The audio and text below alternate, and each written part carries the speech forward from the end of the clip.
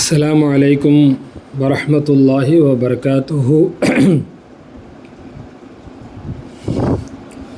بسم الله الرحمن الرحيم. الحمد لله رب العالمين والعاقبة للمتقين. الصلاة والسلام على سيدنا محمد أشرف الأنبياء والمرسلين وعلى آله وأصحابه أجمعين. أما بعد، فقد قال الله تبارك وتعالى في كلامه القديم والفرقان الحميد بعد أعوذ بالله من الشيطان الرجيم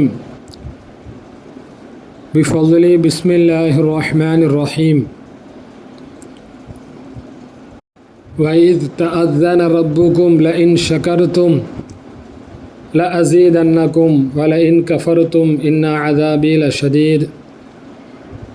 صدق الله العلي العظيم.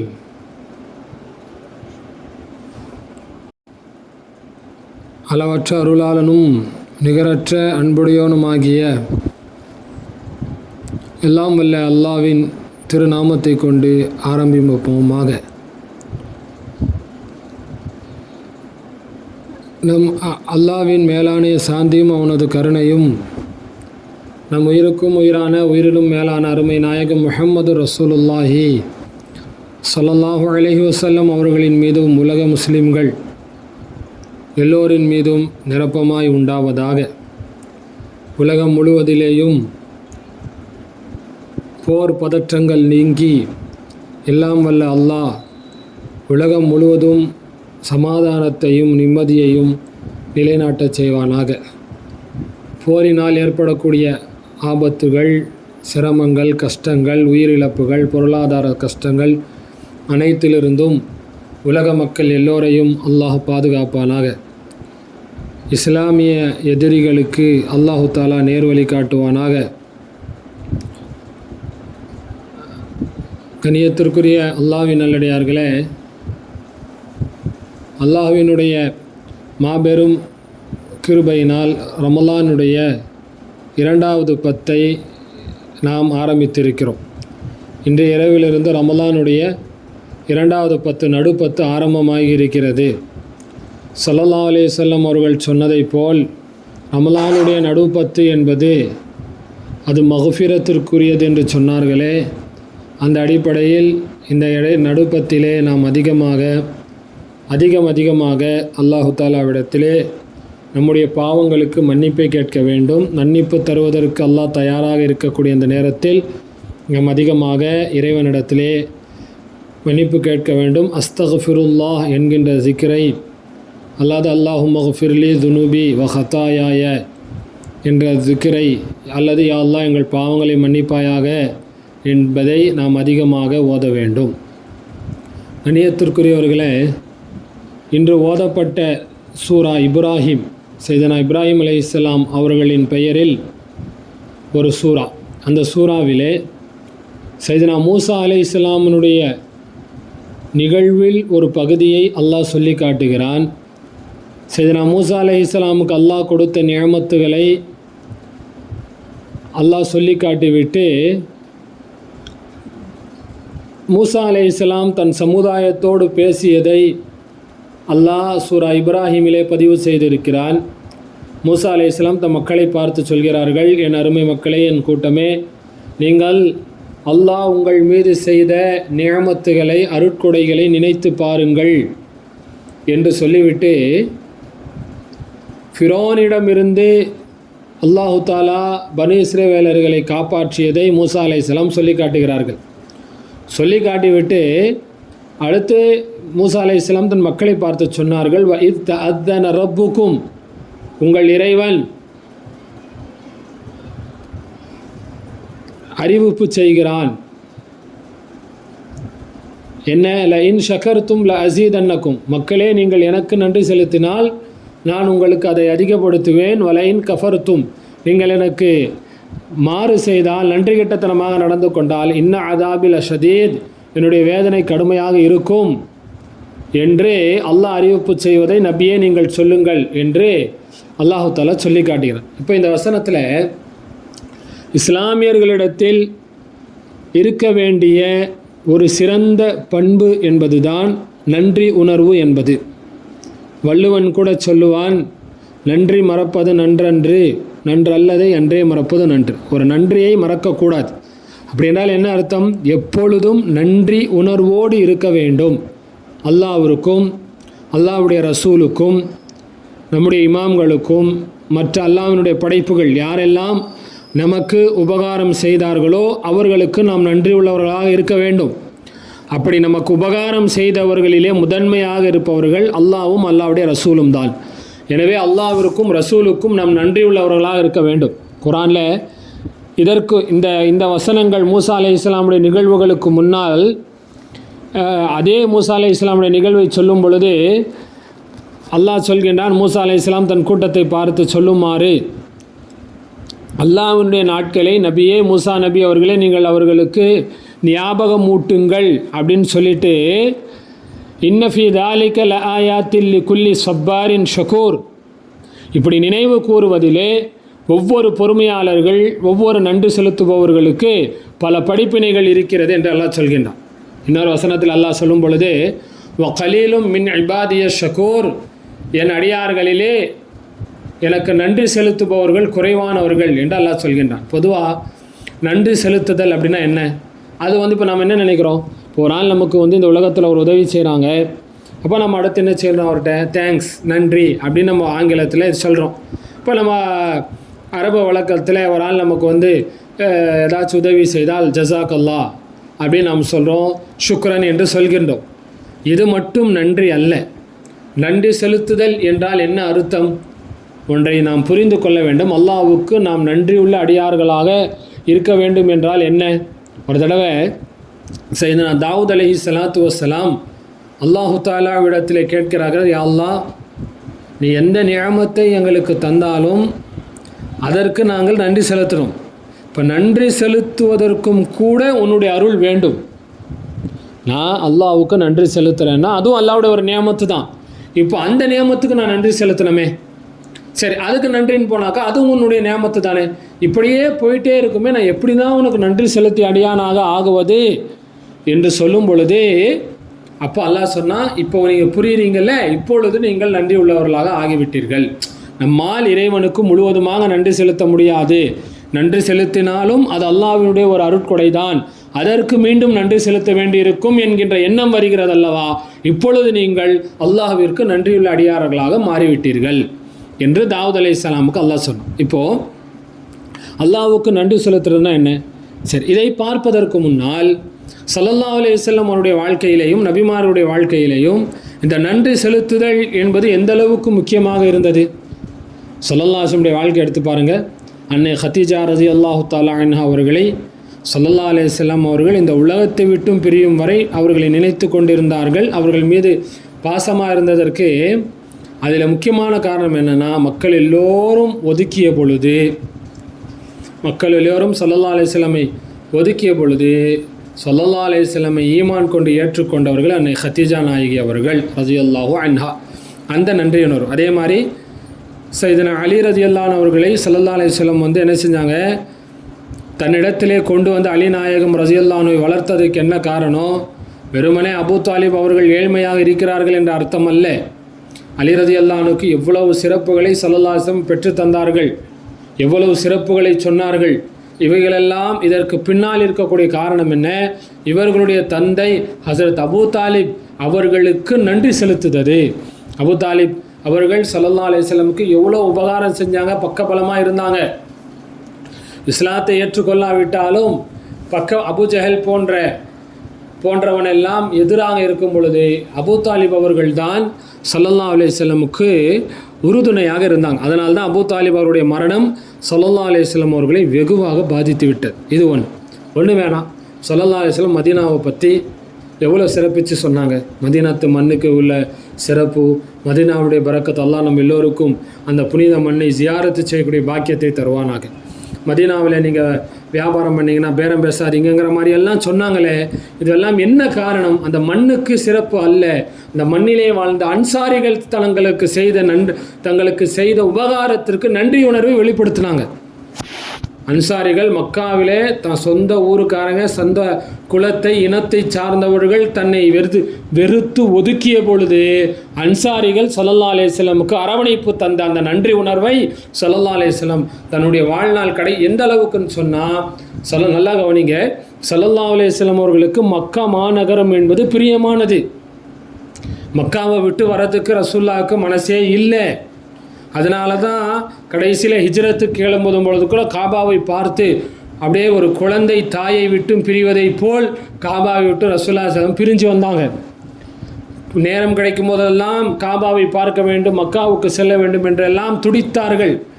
தொழுகையிலே மதீனாவுக்கு வந்தவுடன் பைத்துல் முகத்தஸை பார்த்து தொழுமாறு அல்லாஹ் சொன்ன பொழுதும் கூட, பைத்துல் முகத்தஸை முன்னோக்கி தொழுதாலும் கூட அவருடைய உள்ளங்கள் எல்லாம் எண்ணங்கள் எல்லாம் காபாவை முன்னோக்கித்தான் இருந்தது.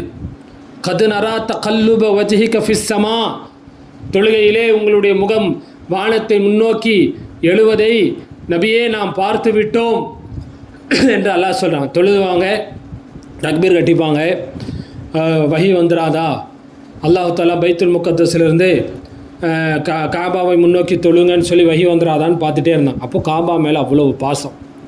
ஹிஜ்ரி 8ஆம் ஆண்டு மக்கா வெற்றி கொள்ளப்பட்டு காபா ஸல்லல்லாஹு அலைஹி வஸல்லம் கட்டுப்பாட்டுக்குள் வந்தது. முஹாஜிர்கள் எல்லாம் சந்தோஷப்பட்டார்கள், இனி நாம் சொந்த ஊரிலே தங்கப் போகிறோம் என்று. அன்சாரிகள் கவலைப்பட்டார்கள், இனி ரசூல் நம்மோடு இருக்க மாட்டார்களே என்று. ஸல்லல்லாஹு அலைஹி வஸல்லம் நினைத்திருந்தால் மக்காவிலே தங்கியிருக்கலாம், மக்காவிலே அரசராகி இருக்கலாம். பிடித்த காபா தங்களுடைய கட்டுப்பாட்டுக்கு கீழே வந்தும் கூட மக்காவில் தங்காமல் ஸல்லல்லாஹு அலைஹி வஸல்லம் மதீனாவுக்கு வந்துட்டான். என்ன காரணம் அப்படின்னா, ஸல்லல்லாஹு அலைஹி வஸல்லம் சொன்னாங்களே, அன்சாரிகள் செய்த உபகாரத்திற்கு அது பகரம், நன்றி செலுத்துறது. அப்போ இந்த நன்றி உணர்வுங்கிறது அடியானிடத்தில் அல்லாஹ் நமக்கு தந்த நியாமத்துகளுக்கு நம்ம முதல்ல நன்றி செலுத்தணும். இன்றைக்கி உலகத்தில் ஸல்லல்லாஹு அலைஹி வஸல்லம் இந்த உலகத்தில் ஒரு அழகான தத்துவத்தை சொன்னாங்க. உலக விஷயங்களில் உங்களுக்கு கீழே இருக்கிறவங்கள பார்க்க சொன்னாங்க. நமக்கு கீழே இருக்கிறவங்கள பார்க்கும் பொழுது தான் அல்லாஹ் நமக்கு எவ்வளவு நியாமத்துகளை தந்திருக்கிறான்னு தெரியும்.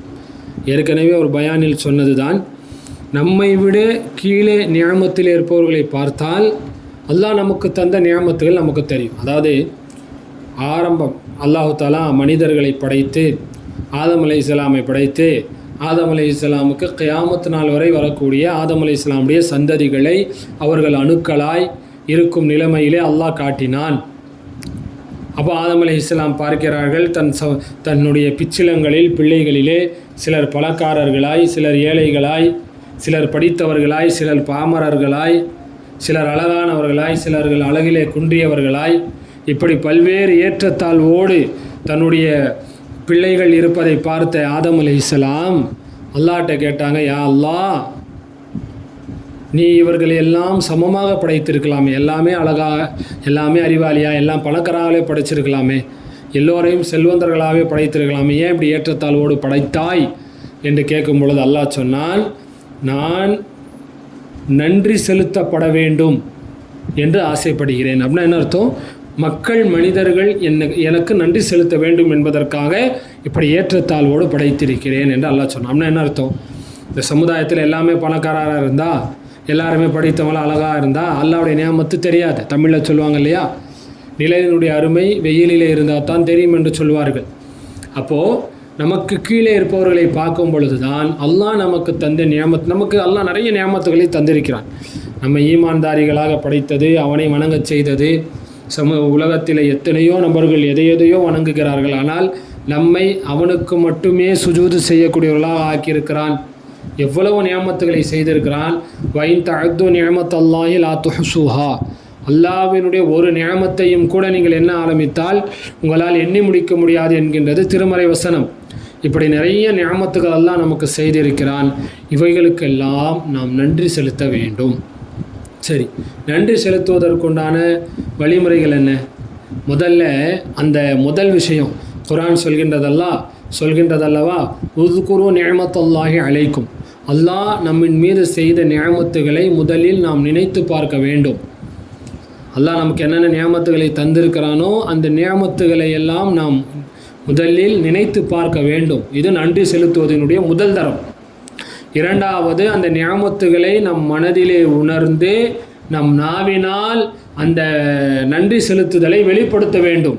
வார்த்தையால், உடல் உறுப்புகளின் செயல்பாடுகளால் அதை நாம் வெளிப்படுத்த வேண்டும்.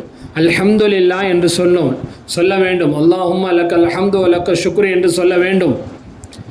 இன்னொரு முறை இருக்கிறது. அடுத்து நாம் அதிகமாக வணக்க வழிபாடுகள், நஃபிலான இபாதத்துகளிலே ஈடுபடுதல் என்பதும் கூட அல்லாஹ்விற்கு நன்றி செலுத்தக்கூடிய முறைகளில் ஒன்று.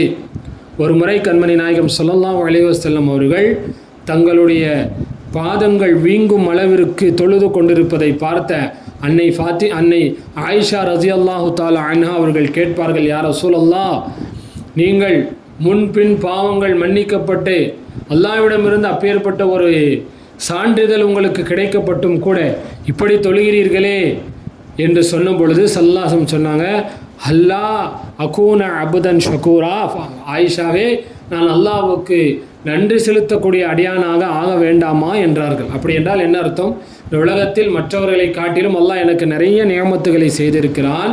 அப்பொழுதே நான் மற்றவர்களை காட்டிலும் அதிகமாக அல்லாஹ்விற்கு நன்றி செலுத்த வேண்டும் என்று சொல்லி ஸல்லல்லாஹு அலைஹி வஸல்லம் நஃபிலான இபாதத்துகளில் ஈடுபடுறாங்க. அப்போது நிறைய நஃபிலான இபாதத்துகளில் ஈடுபடுதல் என்பதும் கூட அல்லாஹ்வுக்கு நன்றி செலுத்தக்கூடிய ஒரு முறை.